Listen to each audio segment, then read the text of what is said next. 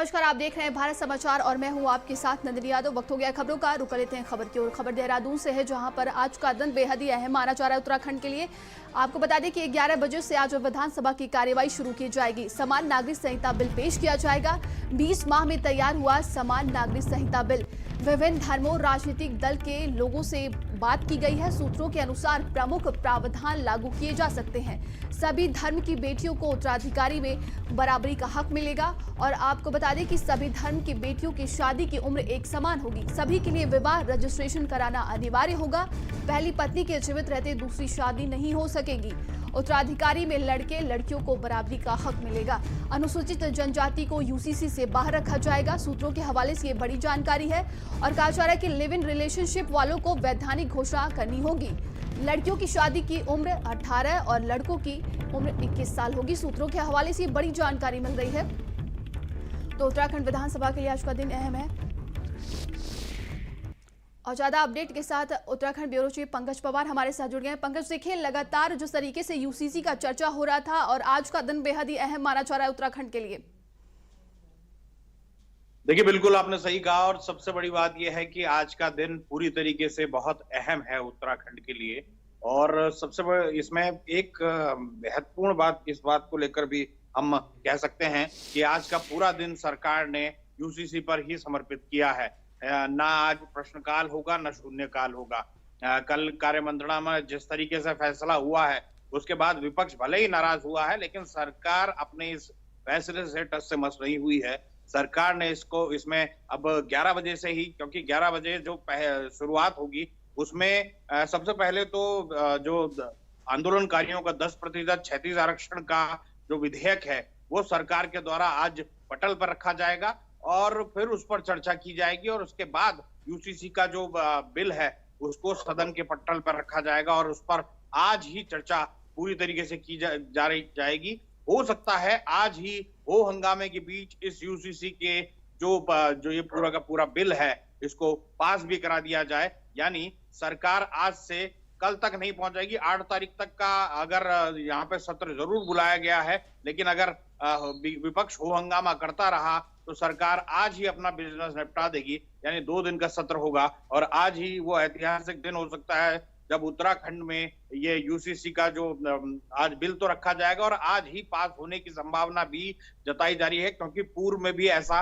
हो चुका है कि कई प्रकरण रहे हैं, चाहे बिल रहा हो जिसको सरकार ने अगर तेजी से, नकल विरोधी बिल रहा हो, इसके अलावा कई अन्य बिल रहे हैं जिनको सरकार ने उसी दिन पर रखा और उसी दिन वो हंगामे के बीच, चर्चाओं के बीच उसको पास भी कराया गया है। तो अगर आज चर्चा पूरी नहीं हो पाई तो कल इसको पारित करा दिया जाएगा। लेकिन कुल मिलाकर देखा जाए अब वो ऐतिहासिक दिन आ चुका है। खुद मुख्यमंत्री ने कहा कि इस पर शंकाएं, शुभाएं, चिंताएं बिल्कुल नहीं होनी चाहिए, क्योंकि सरकार जिस तरीके से काम कर रही है उसमें किसी को भी हम टारगेटेड नहीं करने वाले हैं और सीधे तौर पर हमारी कोशिश यही रहेगी कि इसमें समान लोगों को समान जो है उनको उनके हक मिल सकें और किसी भी तरीके का किसी के साथ भेदभाव ना हो। तो ये तमाम चीजें हैं जिनको आज सरकार अपने इस यूसीसी के उसमें रख रही है। और सबसे बड़ी बात जो आपने तमाम चीजें बताई, जैसे चाहे लिव इन का मामला हो या फिर तलाक का मामला हो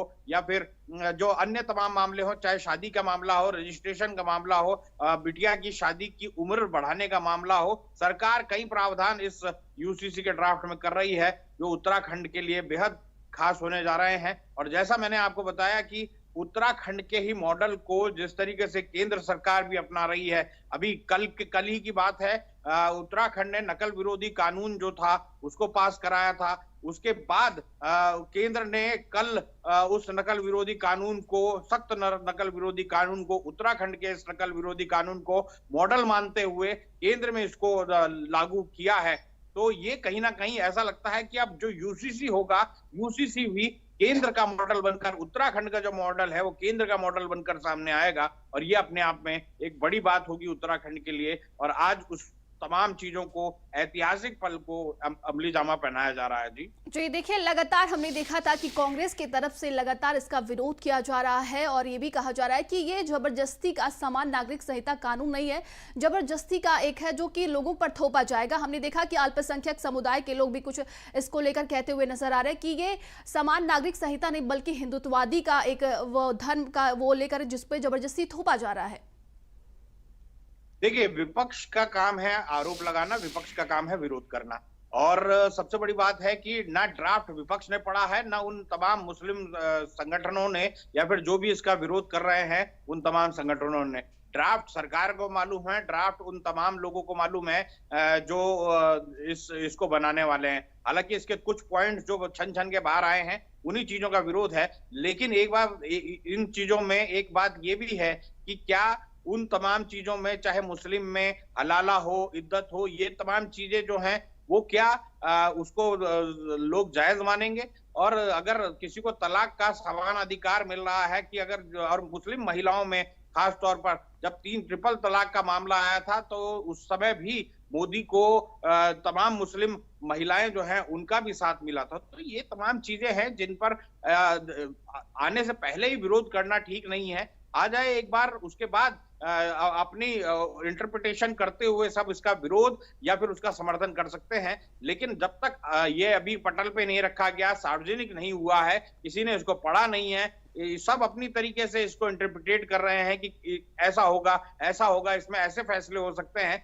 तो कहीं ना कहीं इसको ये कहना कि ये सरकार के द्वारा लोगों का विरोध करने के लिए बनाया गया, ऐसा नहीं है। समान नागरिक संहिता का मतलब है कि सबके लिए समान अधिकार हो। इसके लिए चाहे वो हिंदू हो, मुसलमान हो, सिख हो, ईसाई हो, सबके लिए एक तरीके का समान ग्राउंड तैयार हो, चाहे उनके लिए कानून सबके लिए एक जैसा हो। तो ये तमाम चीजें जो हैं वो इसके लिए की जा रही हैं। विपक्ष का सीधे तौर पर कहना है कि भाई राज्य सरकार का जो ये यूसीसी है वो मान्य बिल्कुल नहीं होगा। लेकिन आप ये समझिए कि जब नकल विरोधी कानून को केंद्र सरकार मॉडल के रूप में अपना सकती है तो राज्य सरकार के इस यूसीसी को क्यों नहीं अपनाएगी?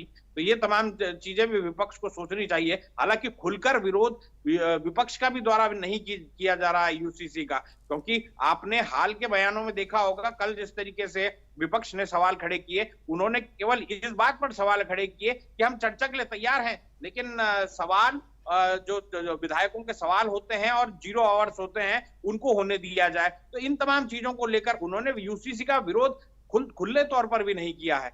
वो ये कह रहे हैं कि अगर लाना है तो केंद्र सरकार लाए, राज्य सरकार क्यों ला रही है? तो ये तमाम चीजें हैं जिस पर पक्ष विपक्ष अपने अपनी तरीके से इंटरप्रिटेट कर रहे हैं। लेकिन कुल मिलाकर देखा जाए, अब ये दूर की बात होगी है, बहुमत उत्तराखंड में जो है वो बीजेपी के पक्ष में है। बीजेपी इस यूसीसी को ला रही है, ये आज का वर्तमान है। और इसी वर्तमान को लेकर आज बीजेपी उस 11 बजे जो है वो सदन के अंदर जाएगी और यूसीसी को आज पटल पर रखा जाएगा, उस पर चर्चा होगी। और जिस तरीके का बहुमत बीजेपी के पास है, 47 से 48 विधायक जो हैं वो बीजेपी के हैं 70 के विधानसभा में, तो उनके लिए ये पीस ऑफ केक है इसको पास कराना।